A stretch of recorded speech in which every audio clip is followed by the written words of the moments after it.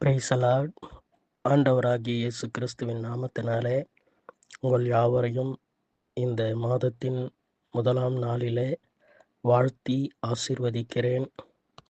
ஒரு புதிய மாதத்திற்குள் பிரவேசிக்க செய்த ஆண்டவராகிய இயேசு கிறிஸ்துவுக்கே மகிமையும் துதியும் உண்டாகட்டும். இந்த மாதத்தின் வாக்குத்தத்தமாக நாம் தியானிக்க போகிற வசனம் என்னவென்றால், சவுல் தாவீதை பார்த்து ஆசீர்வதித்து சொல்லுகிற ஒரு காரியம். சவுல் தாவீதை கொலை செய்யும்படியாக துரத்தி கொண்டிருக்கிற ஒரு சம்பவத்தில் தாவீதினுடைய நற்காரியங்களை பார்த்து, நற்கிரியைகளை பார்த்து சவுல் தாவீதை ஆசீர்வதிக்கிற ஒரு சம்பவம் வேதம் சொல்லப்பட்டிருக்கிறது. 1 சாமுவேல் 26ஆம் அதிகாரம் 25ஆம் வசனத்தில் இப்படி சொல்லுகிறது: நீ ஆசீர்வதிக்கப்பட்டவன், நீ பெரிய காரியங்களை செய்வாய், மென்மேலும் பலப்படுவாய் என்றான்.